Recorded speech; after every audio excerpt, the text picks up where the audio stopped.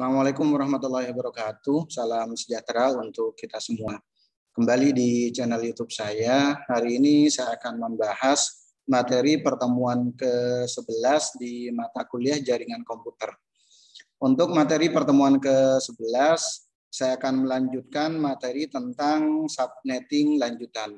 Jadi kalau di pertemuan ke-10, kita fokus ke perhitungan subnetting menggunakan metode CIDR dengan IP kelas C. Nah, untuk materi pertemuan ke-11 itu sendiri, nanti saya akan melanjutkan bagaimana melakukan perhitungan di IP address kelas B dan kelas A dengan menggunakan metode CIDR. Oke, untuk pembahasan di materi pertemuan ini ada 4 pembahasan yang nantinya akan saya bahas. Saya review kembali tentang konsep dari subnetting. Selanjutnya tujuan dari subnetting, fungsinya buat apa. Selanjutnya baru kita masuk ke perhitungan subnetting di IP address kelas C menggunakan metode CIDR. Baru selanjutnya nanti saya lanjut ke contoh perhitungan subnetting menggunakan metode CIDR di IP address kelas A. Oke, langsung saja saya akan bahas tentang konsep dari subnetting. Ini sebenarnya nge-review dari yang materi pertemuan ke-10 untuk konsep dari subnetting itu sendiri. Sebenarnya subnetting itu fungsinya buat apa? Ini terkait dengan kebutuhan dari IP public. Contoh, apabila suatu organisasi memiliki IP address dengan network ID, contohnya 222.124.14.0 dan memerlukan lebih dari 1 network ID, maka organisasi tersebut harus mengajukan permohonan ke IANA untuk mendapatkan IP address. Contoh, salah satu institusi, anggaplah contohnya Universitas Dharma Persada, contohnya ingin membuat yang namanya website baru, contohnya. Kebetulan sekarang sudah ada websitenya, contohnya portal.unsada.ac.id. Tentunya portal.unsada.ac.id atau website dari Unsada tersebut punya IP public, sehingga nanti bisa diakses oleh semua orang yang asalkan bisa terkoneksi ke internet. Nah, selanjutnya Universitas Dharma Persada pengen membuat website baru, contohnya anggaplah di bagian humasnya atau contohnya di bagian organisasinya. Dan supaya nanti website tersebut bisa diakses oleh orang lain, apa yang bisa dilakukan oleh Universitas Dharma Persada? Tentunya mereka akan mengajukan untuk mengajukan IP public baru ke provider. Contohnya kalau di Indonesia nanti ada yang namanya Asosiasi Penyedia Jasa Internet Indonesia atau APJI. Baru nanti APJI nanti akan request ke APNIK. Baru nanti selanjutnya akan request lagi ke IANA. Tujuannya untuk apa? Agar nanti IP public tersebut tidak bentrok satu sama lainnya di masing-masing negara. Atau contohnya untuk nyewa domain atau untuk nyewa hosting. Ini tujuan dari subnetting itu sendiri. Permasalahan saat ini adalah persediaan IP address sangat terbatas, apalagi kalau masih menggunakan IP versi 4. IP versi 4 di sini hanya mempunyai 32 bilangan biner. Karena banyaknya perusahaan.com yang membuat situs-situs internet, seperti yang sudah saya jelaskan tadi di awal. Oke, untuk mengatasi permasalahan yang ada dan menghindari pengajuan IP address yang baru ke IANA, dibuatlah suatu metode untuk memperbanyak network ID dari suatu network ID yang telah dimiliki sebelumnya. Jadi network ID yang sudah dimiliki sebelumnya pun nanti bisa dipecah lagi nanti. Caranya seperti apa? Metode ini disebut dengan subnetting, yaitu dengan mengorbankan sebagian dari host ID untuk digunakan dalam membuat network ID tambahan. Ini yang nantinya bisa digunakan. Jadi konsep dari subnetting adalah mengorbankan sebagian host ID untuk digunakan dalam membuat network ID tambahan. Oke, pada prinsipnya kan yang bisa digunakan adalah host ID-nya nanti. Jadi kenapa disebut dengan IP valid? Karena host ID-nya tersebut belum dipakai. Itu salah satu konsep dari IP address itu sendiri. Oke, ada beberapa tujuan dari subnetting. Kenapa menggunakan subnetting? Ada 5 tujuan dari tujuan subnetting. Yang pertama tentunya menghemat IP public. Yang kedua, mengurangi tingkat kemacetan komunikasi data di dalam jaringan. Yang ketiga, memecah broadcast domain. Ini tujuan dari subnetting. Yang keempat, keamanan jaringan. Yang kelima, mempermudah administrasi jaringan. baik dalam mengelompokkan perangkat menjadi subnet yang tentunya ditentukan oleh lokasi atau dari unit organisasi atau jenis perangkat yang ada. Ini beberapa tujuan dari subnetting. Oke, untuk pembahasan subnetting di materi pertemuan ke-10 dan pertemuan ke-11, kita menggunakan metode CIDR. Kenapa disebut dengan metode CIDR? CIDR merupakan kependekan dari Class List Interdomain Routing, merupakan metode perhitungan alamat-alamat IP berbeda dengan sistem klasifikasi ke dalam kelas A, kelas B, dan kelas C nantinya. Subnet mask dikelompokkan menurut kelasnya. Contoh, untuk kelas C, nanti untuk prefix yang bisa kita gunakan, prefixnya kita bisa menggunakan /25 sampai dengan /30.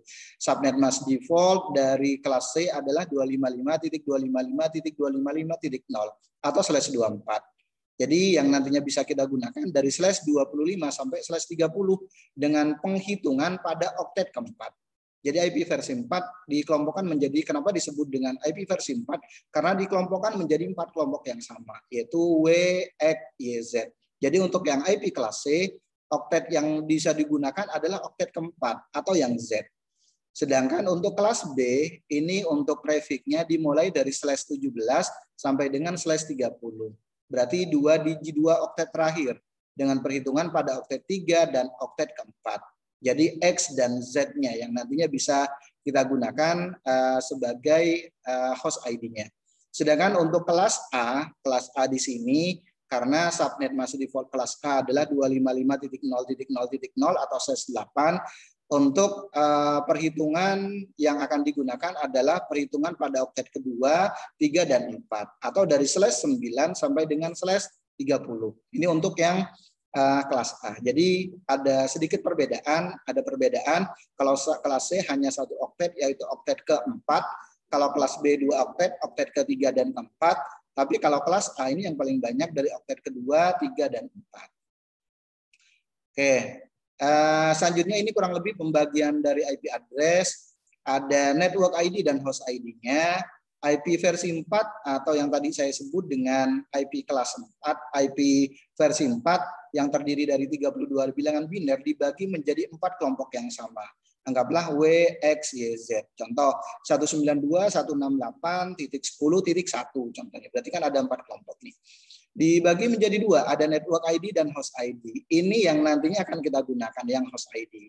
Tadi untuk kelas C di sini kan oktet yang digunakan yang paling terakhir, yaitu host ID yang paling terakhir, yaitu hanya ada 1 untuk kelas C, yaitu bagian Z-nya. Sedangkan untuk kelas B, oktet yang bisa digunakan, host ID yang bisa digunakan ada 2, Y dan Z. Berarti ada 2 kelompok. Selanjutnya untuk kelas A, host ID yang bisa digunakan ada 3, ada X, Y, Z. Berarti ada 3 kelompok yang nantinya bisa digunakan. Untuk kelas A mulai dari /9 sampai /30. Selanjutnya kelas B /17 sampai /30, sedangkan kelas C dari /25 sampai /30. Ini kurang lebih. Bagaimana cara tahu IP tersebut IP kelas A, kelas B atau kelas C? Kita bisa lihat dari rank IP address yang paling awal. Untuk kelas A, rank IP address-nya bisa dilihat dari kepalanya. Kalau dimulai dari 1 sampai 126, masuknya kelas A. Tapi kalau kepalanya atau rank IP-nya mulai dari 128 sampai 191, ini masuknya ke kelas B. Tapi kalau ranknya dimulai dari 192 sampai 223, masuknya ke kelas C. Ini kurang lebih untuk pembagian dari IP address. Jadi dari network ID di sini nanti akan muncul yang namanya subnet mask default-nya. Network ID dari kelas A kan cuma 1, otomatis subnet mask default-nya 255.0.0.0. Ini yang nantinya bisa yang disebut dengan host ID-nya. Selanjutnya network ID untuk kelas B 255.255.0.0. Berarti ada 2 kelompok nih. Kelas C ada 3 bagian nih, ada W, X, Y. Selanjutnya otomatis subnet mask default untuk IP kelas C adalah 255.255.255.0. Ini kurang lebih dari subnet mask default yang ada. Oke, selanjutnya tadi di subnetting menggunakan metode CIDR, di sini kan ada /25, ada /30, ada /17, ada /19. Ini yang disebut dengan prefix. Cara ngitungnya seperti apa? Nanti kita bisa lihat dari konversi biner ke desimal, atau nanti kita bisa balikin lagi dari desimal ke biner. Contoh, bilangan biner kan ada dua, ada 0 dan 1. Kalau 0 nilainya pasti 0, tapi kalau 1 tergantung posisinya di mana. Oke, ini asumsinya bilangan binernya ada 8, karena IP versi 4 dibagi menjadi 4 kelompok. Jadi masing-masing kelompok terdiri dari 8 bilangan biner. Contohnya kalau nilainya 1, nanti nilainya tergantung posisinya ada di mana. Yang paling belakang berarti 2 pangkat 0, nilainya 1. Selanjutnya di sebelahnya lagi ada 2 pangkat 1, nilainya 2. Selanjutnya 2 pangkat 2. Yang paling depan 2 pangkat 7 atau 128. Ini kurang lebih untuk konversi biner ke desimal. Oke, ini untuk subnet mask dan nilainya dari contohnya slash 9. Kalau slash 9 nanti subnet masknya adalah 255.128 karena yang nyala kan yang paling awal nih. Seperti yang contoh di awal tadi, yang ini nih. Yang nyala contohnya 1 0 0 0 0 0 0 berarti kan 128. Oke, kalau yang nyala contohnya 2 berarti 192. Dengan asumsi 128 plus 64 dan seterusnya sampai slash 30. Oke, hal-hal yang berhubungan dengan perhitungan subnetting, terutama kalau kita menggunakan menghitung subnetting dengan menggunakan kelas A, kelas B, dan kelas C, secara umum yang kita cari adalah jumlah subnet atau yang biasa disebut dengan jumlah network. Yang kedua, jumlah host per subnet. Jumlah host per subnet di sini dari masing-masing subnet di sini ada berapa IP yang valid yang bisa digunakan di masing-masing subnet atau di masing-masing network atau di masing-masing kelompok ini. Selanjutnya yang ketiga, blok subnet. Blok subnet di sini nanti kelipatannya dari berapa. Contohnya jumlah subnetnya ada 2, kelipatannya dari berapa sampai berapa. Selanjutnya alamat host dan broadcast yang valid. Ini yang perlu kita cari. Oke, kita masuk ke bagaimana caranya menghitung subnetting di IP kelas B. Untuk perhitungan di IP kelas B, pertama, subnet mask yang bisa digunakan untuk subnetting kelas B adalah sebagai berikut. Oke, CIDR-nya kan berarti dari slash 17 sampai dengan slash 24 contohnya. Caranya sama persis dengan subnetting kelas C. Hanya blok subnetnya dimasukkan langsung ke oktet ketiga. Kalau memang kalau untuk prefixnya dimulai dari slash 17 sampai slash 24. Jadi blok subnetnya yang dimasukkan langsung ke oktet ketiga, yaitu mulai dari X nantinya. Bukan seperti kelas C yang dimainkan di oktet keempat. Selanjutnya jika CIDR-nya slash 25 sampai dengan slash 30 atau kelipatan, blok subnet yang dimainkan di oktet keempat. Setelah selesai oktet ketiga berjalan maju dari 0, 1, 2, 3 dan seterusnya.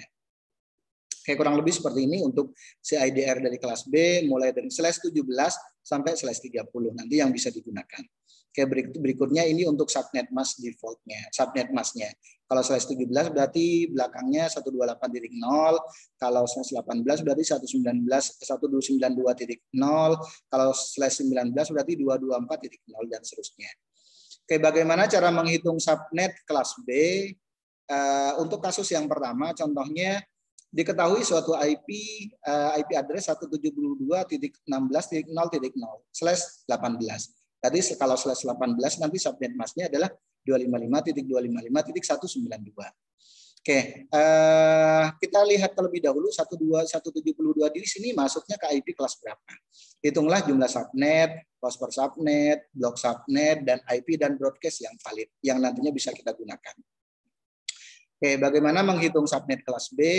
Jawabannya kita lakukan analisa terlebih dahulu. IP di atas atau IP 172.16.0.0 ini merupakan IP kelas B.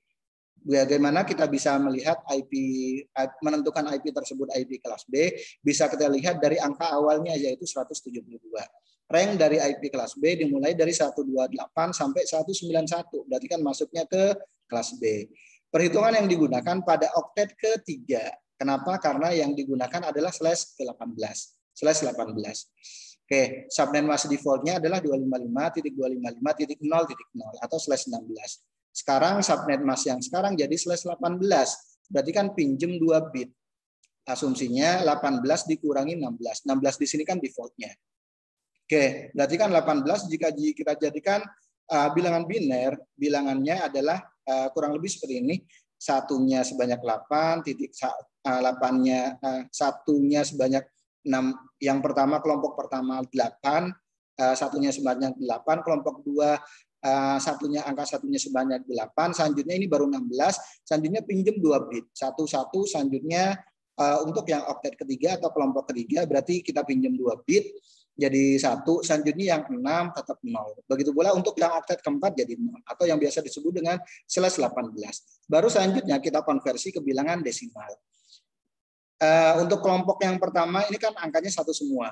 Jadi nilainya 255, angka kelompok kedua angkanya 1 semua. Selanjutnya untuk oktet ketiga di sini angka satunya ada 2. Otomatis satu yang angka 1 pertama ini 128, 2 pangkat 7 ditambah 2 pangkat 6. 128 tambah 64 berarti 192.0. Oke, baru kita hitung mulai dari subnet, selanjutnya host per subnet dan blok subnet. Jumlah subnet kita lihat kasus yang sebelumnya analisanya berarti yang dipinjam adalah 2 bit. Lihat di sini kan untuk perhitungan dari IP kelas B di sini mulai dari oktet ketiga. Mulai dari oktet ketiga, oktet ketiga di sini 3 dan 4 ya. 3 dan 4, 3 dan 4 di sini angka satunya ada berapa? Ada 2. Sedangkan angka nolnya ada berapa? 1, 2, 3, 4, 5, 6, 7, 8, 9, 10, 11, 12, 13, 14. Oke, ini yang nantinya akan kita gunakan untuk perhitungan subnet, jumlah subnet dan host per subnet. Jumlah subnet, angka 1 di oktet 2 dan 3. Oke, jumlah subnet 2 pangkat X, di mana X di sini adalah jumlah binari 1 pada 2 oktet 3 dan 4. Jadi yang ini nih, ada berapa angka 1? Ada 2 kan ya yang saya garis merahin. Oke, jadi jumlah subnetnya adalah 2 pangkat 2 sama dengan 4. Dan selanjutnya jumlah host per subnet 2 pangkat Y minus 2, di mana Y adalah kebalikan dari X, yaitu banyaknya binari 0 pada oktet 3 dan oktet 4.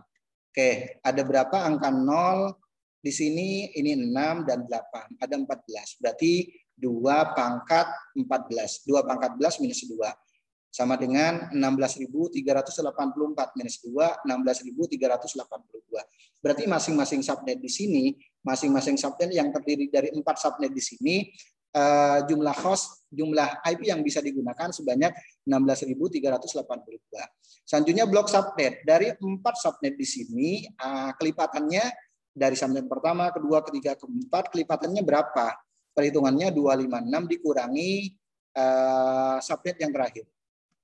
Jadi yang ini nih, yang 192 di sini yang kita gunakan.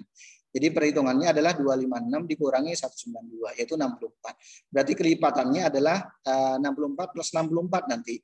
Jadi mulai dari 0, 64, 64 tambah 64, 128, 128 tambah 64 adalah 192. Berarti ini subnet yang pertama, subnet kedua, subnet ketiga, dan subnet keempat. Baru selanjutnya kita cari broadcast IP dan broadcast yang valid.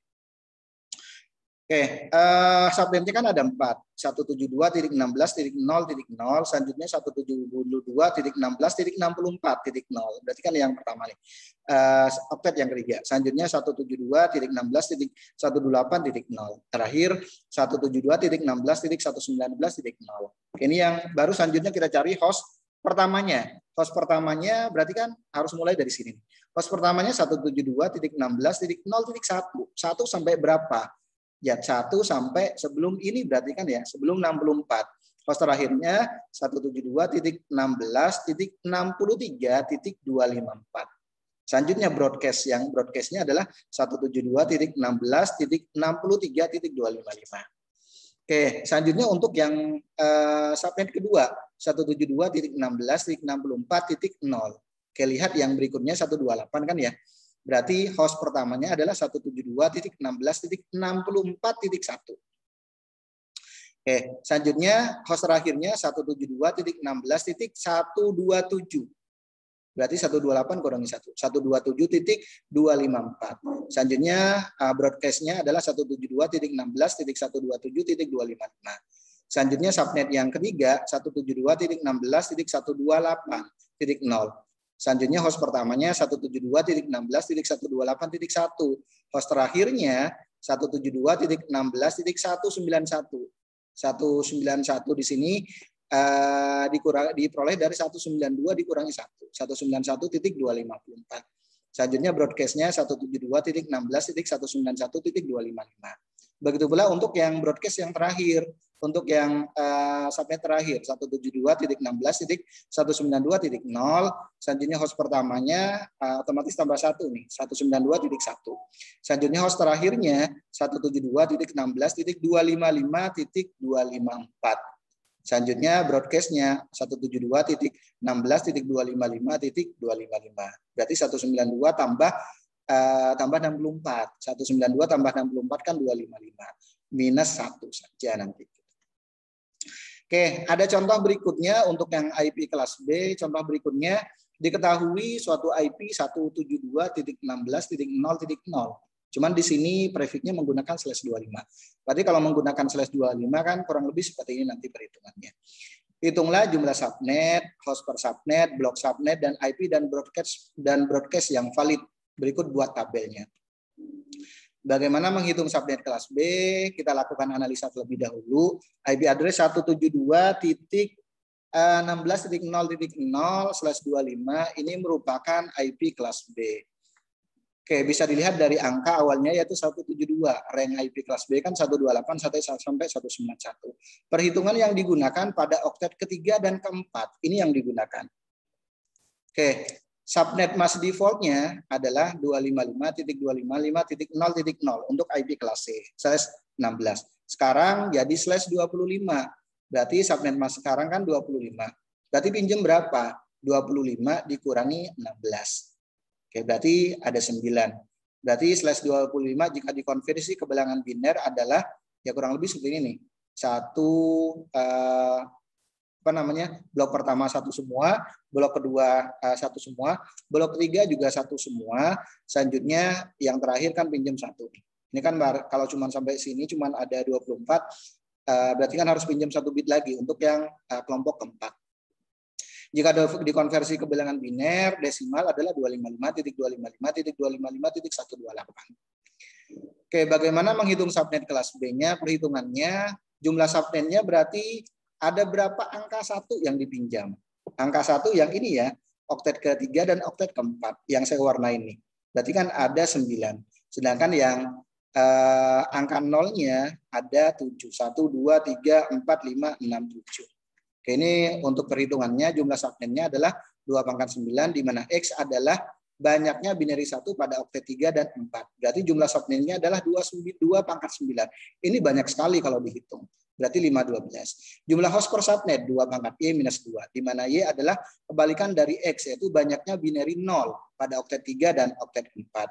Jumlah binary 0-nya ada 7, berarti masing-masing kelipatan jumlah subnet sebanyak 512 mulai dari subnet pertama, kedua sampai subnet ke 512 masing-masing ada 126 IP yang valid.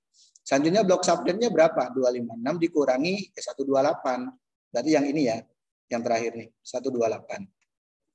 Berarti kelipatannya dari 512 di sini baik subnet pertama, kedua, ketiga adalah 10 dan 128.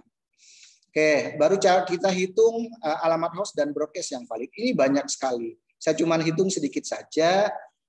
Subnet yang pertama contohnya dari 512. Subnet yang pertama 172.16.0.0. Oke, ini contohnya. Selanjutnya subnet kedua 172.16.0.128. Ini contohnya. Kalau kita hitung ya. Ini baru yang pertama yang 0 nih. Selanjutnya host pertamanya untuk yang pertama 172.16.0.1. Selanjutnya host terakhirnya berarti kan 172.16.0.127. 126. Broadcastnya 172.16.0.127. Selanjutnya yang kedua, subnet yang kedua 172.16.0.128. Oke, selanjutnya host pertamanya berarti kan 172.16.0.1 aja dari sini. 129. Host terakhirnya berarti 172.16.0.254. Broadcastnya 172.16.0.255. Oke, dan seterusnya. Ini contohnya untuk yang ketiga 172.16.1. Berarti tadi kan masih 0 nih. 1.0 Selanjutnya host pertamanya kan 172.16.1.1 sampai 172.16.1.126, broadcastnya 172.16.1.127 dan seterusnya sampai yang terakhir contohnya seperti ini. Kita hitung sebanyak 512, cuman untuk latihan cukup 4 saja contohnya. Selanjutnya kita masuk ke subnetting kelas A. Kalau untuk yang subnetting kelas B tadi yang kita gunakan adalah oktet ketiga dan keempat, tapi kalau untuk subnetting kelas A yang kita gunakan adalah oktet kedua, 3, dan 4. Konsepnya sama saja dengan subnetting kelas C dan kelas B. Perbedaannya adalah di oktet mana yang dimainkan di blok subnetnya.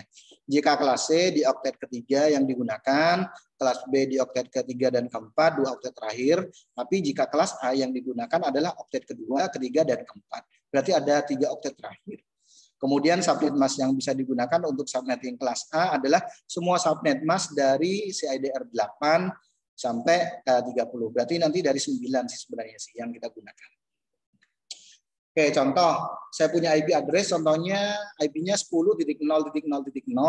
Ini networknya ya, /16. Oke, hitunglah jumlah subnet, host per subnet, blok subnet, dan IP dan broadcast valid.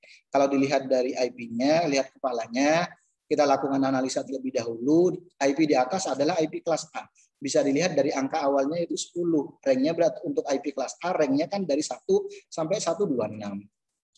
Oke, perhitungan yang digunakan pada oktet kedua, ketiga, dan keempat. Ini yang kita gunakan. Subnet mask defaultnya 255.0.0.0 atau /8. Oke, subnet mask yang sekarang /16. Berarti pinjam 8 bit kan ya? Yang ini nih. Berarti pinjam 8 bit. Yang kita pakai kan kelompok 2, 3, dan 4. Jadi berarti pinjam 8 bit dengan perhitungannya /16 dikurangi 8. Selanjutnya /16 di sini jika kita konversi ke dalam bilangan biner akan jadi seperti ini. Ini 8, oktet pertama, oktet keduanya contohnya 8, oktet ketiga dan oktet keempat 0 semuanya. Oke, jadi yang jadi perhitungannya adalah 3 kelompok terakhir ini. Pinjam berapa bit? Untuk menentukan pinjam berapa bit adalah yang ini. Angka satunya ada 8, angka nolnya ada 16. Jadi kalau kita konversi ke dalam bilangan desimal adalah 255.255.0.0. Oke, baru kita hitung ke perhitungan jumlah subnet. Jumlah subnetnya angka satunya sebanyak berapa? Sebanyak 8. Yang saya warnain merah ya. Jumlah angka satunya sebanyak 8 yang kita ambil dari binary 1 pada oktet 2, oktet 3, dan oktet 4. Jadi jumlah subnetnya adalah 2/8. 256 subnet. Ini sangat banyak. Jumlah host per subnetnya 2/Y minus 2. Di mana Y adalah kebalikan dari X. Dari X yaitu banyaknya binary 0 pada oktet 2, 3, dan 4. Jadi jumlah host per subnetnya adalah 16 ya. Pangkat 16. 16 itu diperoleh dari mana? Ini nih. Angka nolnya ada 16. Oke, jadi masing-masing subnet di sini yang IP yang valid yang bisa digunakan adalah 65.534 host. Blok subnetnya 256 dikurangi 255. 255 itu diperoleh dari mana? Yang ini nih. Oke, jadi yang ini nih 255 yang oktet kedua. Oke, jadi blok subnetnya 256 dikurangi 255, yaitu jadi kelipatannya 1. Ini sangat banyak. Lengkapnya mulai dari 0, 1, 2, 3, 4, dan seterusnya sampai 256. Oke, alamat host dan broadcast yang valid. Jadi mulai dari contoh kita hitung cuma sedikit nih. Mulai dari yang pertama 10.0.0.0. Host pertamanya berarti 10.0.0.1 sampai dengan host terakhirnya 10.0.255.254. Broadcastnya 10.0.255.255. Selanjutnya berikutnya 10.1.0.0. Host pertamanya berarti 10.1.0.1 contohnya. Belum nanti sampai saat ini kan kelompok pertama, kelompok kedua, kelompok 3 sampai kelompok keempat. Selanjutnya host terakhirnya 10.1.255.254. Broadcast-nya 10.1.255.255 sampai nanti 10.255.0.0. Selanjutnya host pertamanya adalah 10.255.0.1.